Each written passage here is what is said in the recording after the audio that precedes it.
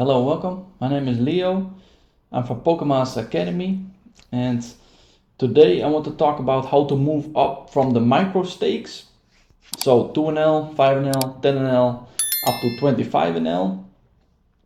And I just want to start with a few basics, and then I'm going to play a live session of 10NL, Zoom, or on GG Poker it's Rush Cash, and go through some specific situations and give you some tips on how to move up.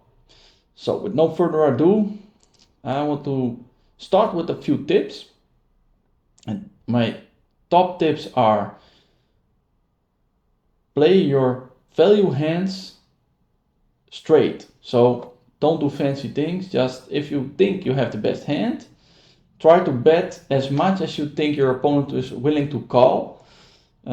Usually around 65% of the pot is a good amount, which they will still call if they have a draw or if they have a second pair or something. If you bet too much, they will fold quickly. So you have to balance that. When can you bet the large amount? That's usually when there's a lot of money already in the pot. And then you can move all in. But if it's not a lot of money in the pot yet, then just stick to around 75%, 65% of the pot to get some more chips in. And so that is my first tip. My second tip is keep your tilt under control. So if you notice that you have the best hand on the flop and you see the runouts, so the turn and the river are not really good for your range and your hand is specific, your opponent now starts to show some aggression that he liked the flop now and the cards on the board, then just press the fold button and don't think, I had the best hand and now the turn and river are bad for me, but I still want to win the pot. Try to find the fold button in this kind of situations, because if you lose a stack, it's pretty hard to win that stack back in a few short hands. I think if you lose one stack all in, you need roughly 2,000 hands to get that stack back. So keep that in mind, that if you tilt and you lose an all in because you made some stupid decisions, it's going to cost you a lot of time and effort to get that money back. So prevent from spewing your chips, just stay steady. And the final tip is pick some spots that are cheap to call with some nice hands. So for example, you are on the cutoff, you have 6-7, 7-6 suited hand. That's a very nice hand to see a flop with. You raise and you get 3-betted by the button. Now, if the 3-bet is above the 10 big blinds, I would say that's a pretty expensive pot to call, and you are out of position. So just fold that situation. But in the same situation where the small blinds 3-betting you, which is 7-6 suited, and he's 3-betting to, let's say, 8 big blinds, now you are in position on the cutoff, face the small blind, and you pay a lot less. So call in this situation and fold in the first situation, because there you are out of position and it's expensive. In the second example, it's in position and not so expensive. So keep that in mind. You could say, I like the hand, I want to play it, but you will get dealt that hand very often, and not every time you get 3-betted. And if you get 3-betted, it's not always above the 10 big blinds. So they also 3-bet 7 to 8 big blinds. You're in position or out position. Really watch those situations. So no further ado, let's start some session with 10NL, 4 tables, GG Poker. It's on a Friday, so we get double the cash drops. That's pretty cool. And a lot of the pros are also playing, so that's why I like the Fridays. To encounter pros, see what kind of stats they have and how they play the situation. I think it's always fun to watch. When I play, I watch some statistics on the blinds. If they're loose, I will not steal their blinds as much. If they're tight, I will try to steal. So with the Jack 2 suited, for example, here, he's very tight. He has 13%, he plays only 13% of hands. So I will open any 2 to steal his blind. When he calls, he usually has something. Now we have a flush draw, of course, but I don't want to bet again because I don't think he's going to fold. So we miss, I just give up. Here is a 3-bet pot, not a lot of hands I can make fold here, so I'm just going to check it down. Now we do pick up a draw, and I can make him fold pocket 4s, pocket 5s, or 6, 7 suited, that kind of type of hand. So I'm going for a bet and hope he will fold. Yes.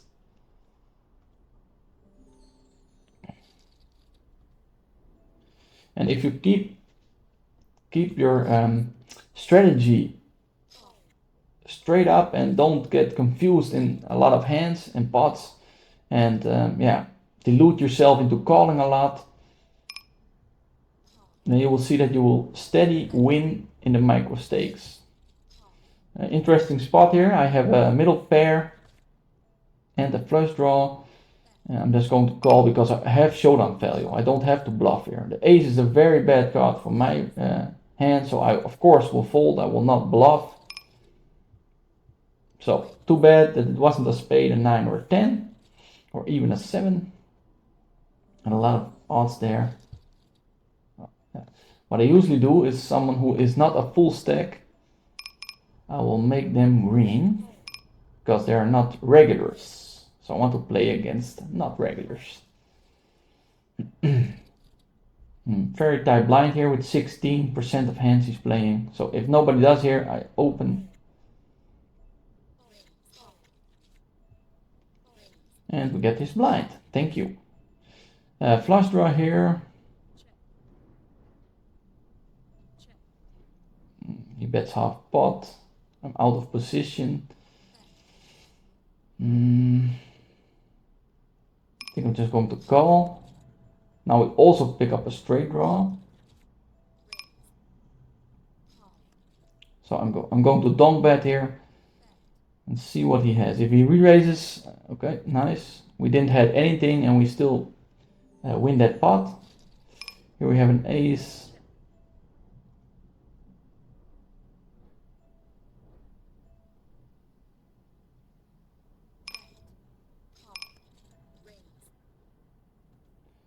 He bets again very big. I'm just going to fold that because yeah, what do I expect him to have? Here I think I'm going for another donk bet. With a 5 we have a straight, the queen of 8 might still be the best hand, and he could fold, we have nothing. So good bluff, out of position in my opinion.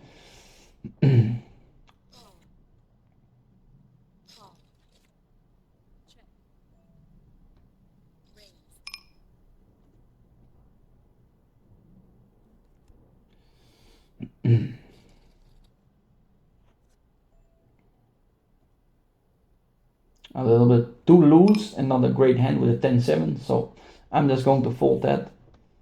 And maybe if you see some charts and oh yeah, you always need to open that in a button, yeah. Different strategies work in poker, not one strategy wins. So yeah, do stick to your plan, stick to it and see after 10,000 hands or 20,000 hands if it pays off. If you see a line that's going up, you're doing something great. So then don't adjust too much anymore. Maybe some points that you know for sure you are bad in that kind of spots, maybe improve them. The 10's interesting. Here I'm just going to call. He checks, maybe a little bit of protection here. 4 bets. Usually a very strong hand, but 10's.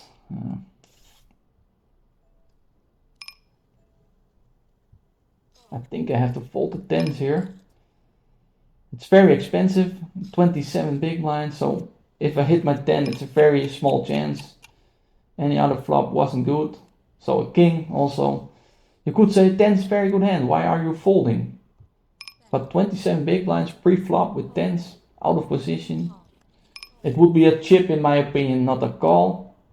And I don't want to chip with tens, and at the max you have a 50-50, but usually you are beat by aces, kings, queens, jacks, and you have only 20% chance of winning. So yeah, in my opinion, just fold the hand.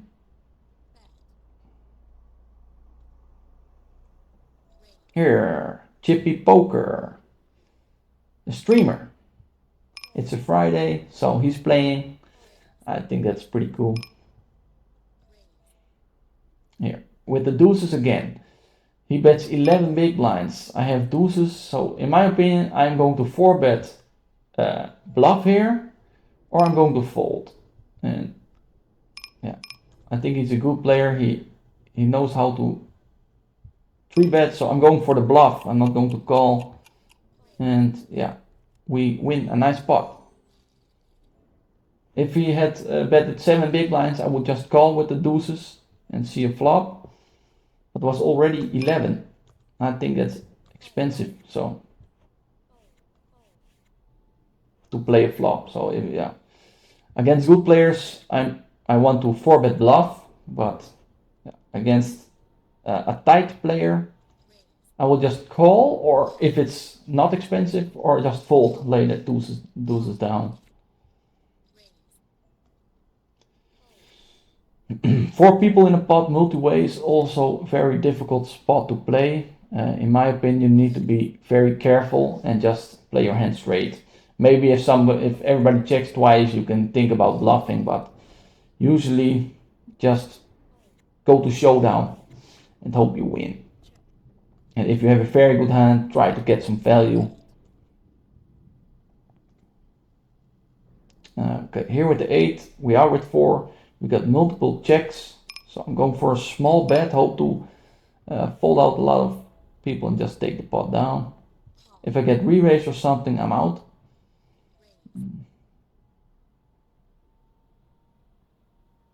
Hope it goes check, check. Okay,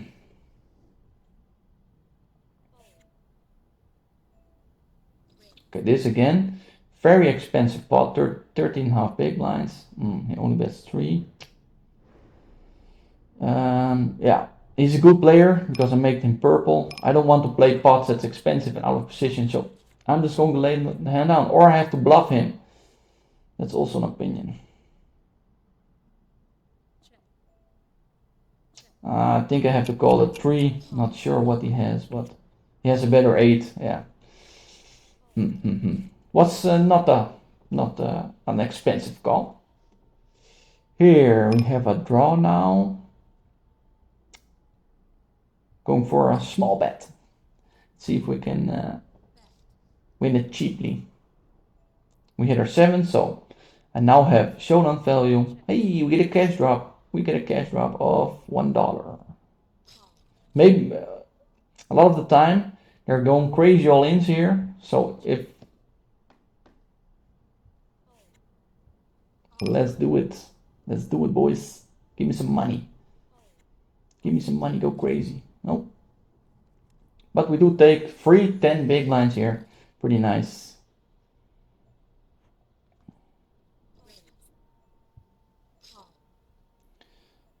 Okay, I think you got a lot of value from this video, in my opinion. Another cash drop. I want to close it with the last cash drop. Okay. We have Jack 10, not a great hand.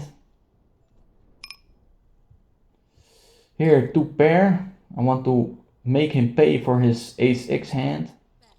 So let's bet it big. He raises all in.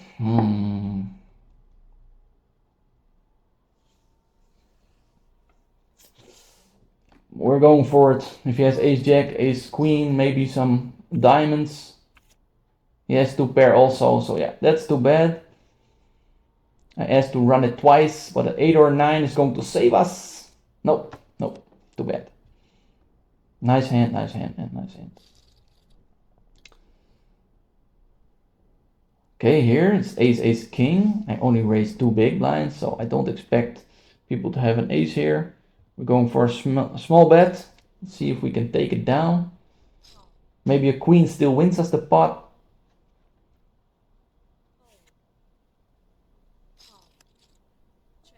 Get 2 callers, so they probably have a king. And it's free money. They usually don't want to give up those pots.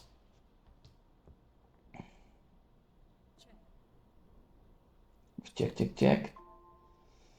Do we bluff here? Do we bluff here? I think if somebody had an ace, they would have called, right? Let's be bold, man. Let's go for the bluff. Let's be bold, man. Too bad. I think he has a king. I think he has a king. An ace? Wow, man. Wow, they're careful. Nice hand, nice hand. Okay, that's it for the live session. I want to wish you good luck. If you like this kind of content, please feel free to subscribe to the channel. Give us a thumbs up. And I'll see you in the next one. Thank you.